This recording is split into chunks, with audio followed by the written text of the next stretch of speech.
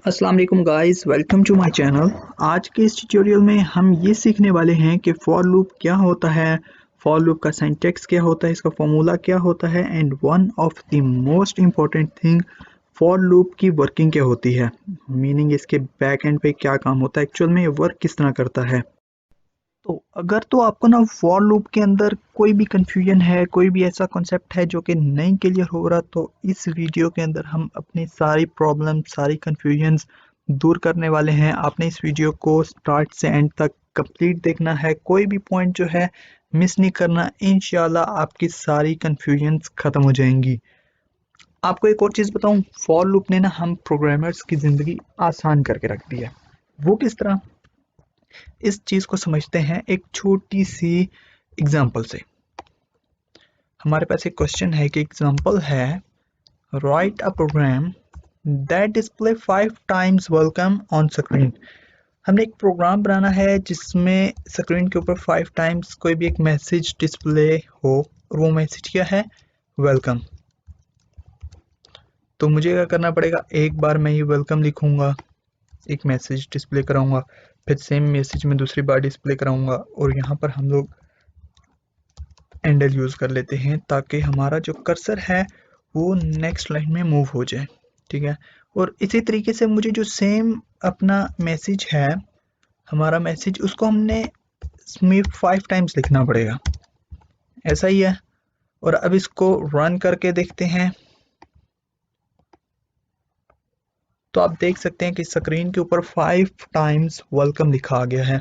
अच्छा, अगर हमारी जो एग्जांपल है, हमारी जो क्यूरी है वो थोड़ी सी चेंज हो जाए और हमें ये कहा जाए कि स्क्रीन के ऊपर 10 टाइम्स वेलकम लिखा आए, कोई भी एक मैसेज लिखा है, तो हमें क्या करना पड़ेगा, मैं इसी मैसेज को 10 टाइम्स लिखूंगा। ऐसा ही होगा, मुझे सेम मैसेज 10 टाइम्स लिखना पड़ेगा।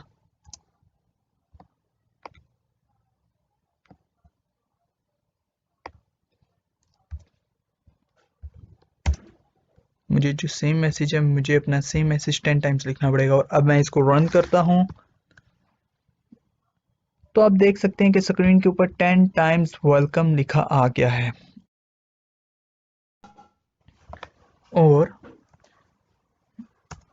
अगर तो एग्जांपल कुछ ऐसी हो जिसमें हमें यह कहा जाए कि स्क्रीन के ऊपर वेलकम डिस्प्ले कराना है बट 100 टाइम्स, तो हमें क्या करना पड़ेगा, इस सेम मैसेज को हमें 100 टाइम्स लिखना पड़ेगा। तो भैया यार, इस टेंशन से बचने के लिए ना प्रोग्रामिंग के अंदर एक बहुत ही सिंपलेस्ट सा कॉन्सेप्ट है जिसको हम लोग फॉर लूप बोलते हैं। फॉर लूप होता क्या है, इसमें क्या क्या पार्ट्स आते हैं, इस चीज़ को समझने के लिए आपको एक और छोटा सा कॉन्सेप्ट क्लियर होना चाहिए। आपको बताऊं, जब भी हम किसी भी डेटा टाइप के साथ इस तरीके से एक वेरिएबल लिखते हैं, तो इसका मतलब होता है कि हमने एक वेरिएबल को डिक्लेयर करा दिया। और जब भी हम उस वेरिएबल के आगे इस तरीके से कोई वैल्यू लिख देते हैं, उस वेरिएबल को एक वैल्यू असाइन कर देते हैं, तो उसका मतलब है कि हमने इनिशियलाइजेशन कर दिया, हमने उस वेरिएबल को वैल्यू असाइन कर दिया और हमने इनिशियलाइजेशन कर दिया। और इस सिचुएशन में हम लोग बोलते हैं कि हमने वेरिएबल डिक्लेयर कर दिया। ओके, आई होप कि आपको ये चीज़ भी क्लियर हो गई होगी। और अब आते हैं फॉर लूप के सिंटैक्स के ऊपर, कि फॉर लूप का सिंपली फॉर्मूला क्या है, जो कि कॉमन चीज़ होगी। ठीक है, हमने सबसे पहले फॉर के बाद इस तरीके से दो स्मॉल ब्रैकेट्स लगानी है, और ब्रैकेट्स के बाद इसमें तीन चीज़ें आती हैं,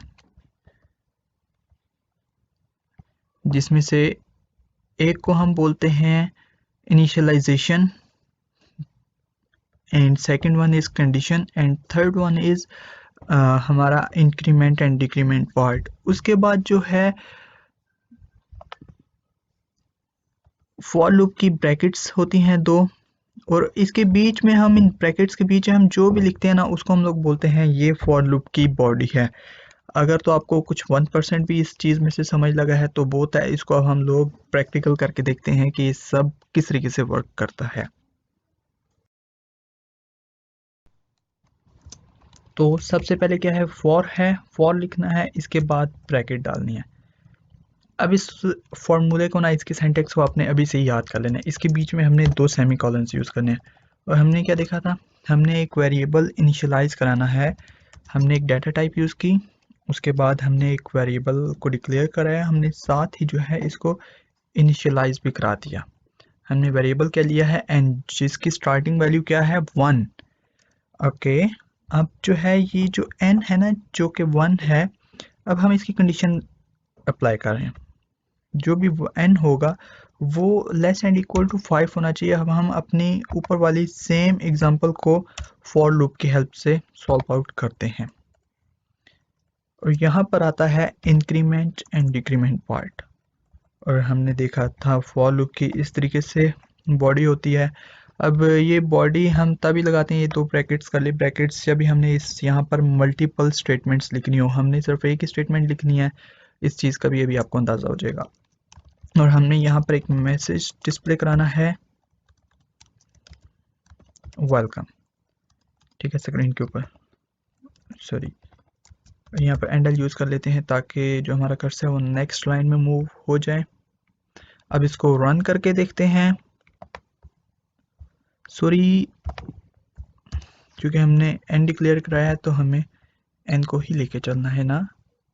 अब इसको रन करते हैं और ये आप स्क्रीन पर देख सकते हैं कि 5 टाइम्स वेलकम डिस्प्ले हो गया।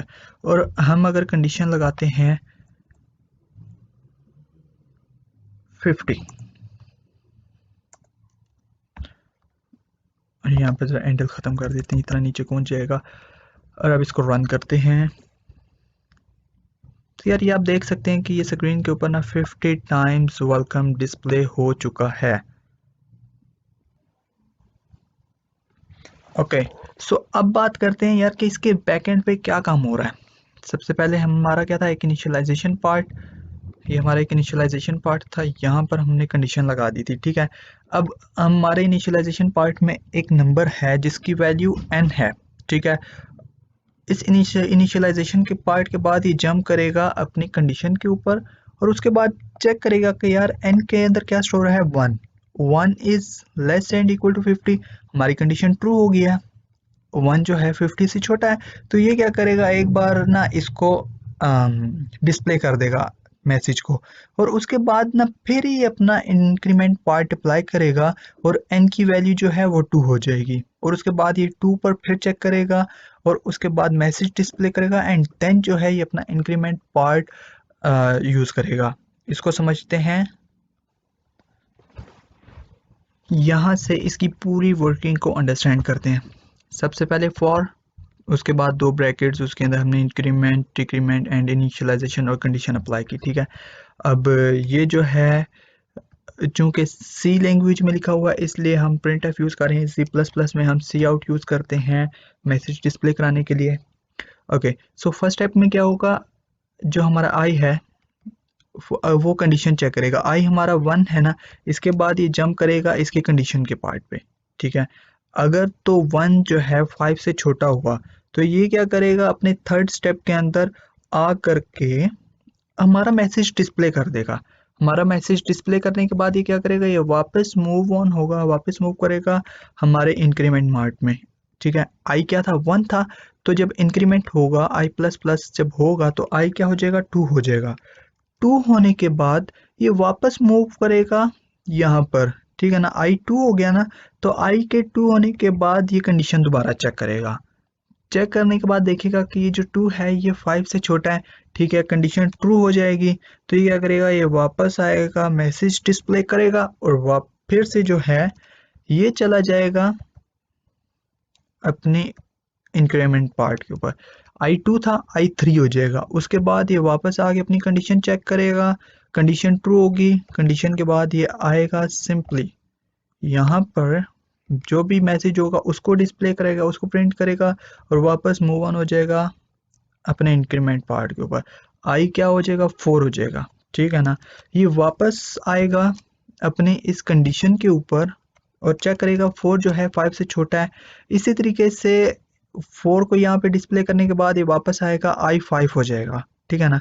फिर ये कंडीशन चेक करेगा जी, आई जो है इक्वल टू 5 है, तो फिर ये एक मैसेज डिस्प्ले करेगा एंड देन जो है फिर अपना, अब ये पॉइंट समझने के, यहाँ पर वापस जा करके ये एक इंक्रीमेंट करेगा और आई के बाद जो है ना, इस आई की वैल्यू 6 हो जाएगी।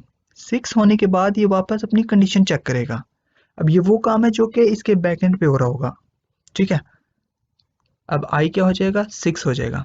अब 6 के बाद इसने कंडीशन चेक की, नहीं भाई कंडीशन तो हमारी ट्रू नहीं रही, ठीक है ना, हमारी जो कंडीशन है वो ट्रू नहीं हुई, कंडीशन तो फॉल्स हो गई। तो ये क्या करेगा, इस फॉल्स की सिचुएशन में फॉर की ब्रैकेट्स के अंदर ही नहीं आएगा, बल्कि ये इस ब्रैकेट से बाहर, डायरेक्ट बाहर चला जाएगा। तो ये थी यार इसकी वर्किंग। आई होप कि आपको ये वर्किंग ज़रूर समझ में आई होगी। ये वर्किंग ऐसे नहीं क्लियर होगी। आप एक पेन लो, एक पेपर लो, आप इसको खुद से करो, ठीक है। आप कोई भी एक वेरिएबल ले लो, उसको इनिशियलाइज कराने के बाद उसकी वैल्यू 10 रख लो, फिर एक एक स्टेप को जो है आप खुद से करो, हैंड रिटन में अपने बॉल पेन से खुद करो, उसके बाद आपके ये कंसेप्ट क्लियर होंगे। ओके, इसको थोड़ा सा और क्लियर कर लेते हैं। क्या चीज़ थी, सबसे पहले इनिशियलाइजेशन पार्ट, इसके बाद ना, इनिशियलाइजेशन पार्ट के बाद ये जंप करेगा हमारी कंडीशन के ऊपर। जब भी कंडीशन चेक करेगा तो उसकी दो ही सिचुएशंस होंगी, या तो वो कंडीशन फॉल्स होगी या फिर वो कंडीशन ट्रू हो जाएगी। अगर तो कंडीशन फॉल्स हो जाती है तो फिर तो बात ही ख़त्म, फिर तो अंदर आने की ज़रूरत ही नहीं है ना। अगर तो हमारी कंडीशन ट्रू होगी, कोई भी एक नंबर है और कंडीशन में वो आके ट्रू हो जाती है, तो वो क्या करेगा, कंडीशन के बाद फॉर लूप की बॉडी में चला जाएगा, ठीक है। उस बॉडी के बाद उस मैसेज को डिस्प्ले कराएगा और वहाँ डिस्प्ले कराने के बाद ये अपना इंक्रीमेंट पार्ट जो है उसको अप्लाई करेगा। उसको अप्लाई करने के बाद हमारी जो इनिशियलाइजेशन वैल्यू है ऑब्वियसली एक बढ़ जाएगी। तो फिर जो है इंक्रीमेंट करने के बाद वो वापस कंडीशन के ऊपर चला जाएगा और फिर कंडीशन के बाद वो कंडीशन को चेक करेगा। अब फिर कंडीशन या तो वो फॉल्स होगी या फिर ट्रू होगी। अगर तो वो कंडीशन स्टिल ट्रू है तो वो क्या करेगा, वापस लूप की बॉडी में आ जाएगा, ठीक है। लूप की बॉडी में आने के बाद वो फिर ये सेम प्रोसेस रिपीट करता रहेगा। और जैसे ही इसकी कंडीशन फॉल्स होगी तो फिर ये क्या करेगा, ये लूप की बॉडी से आउट होकर बाहर आ जाएगा और हमारा प्रोग्राम जो है वो स्टॉप हो जाएगा।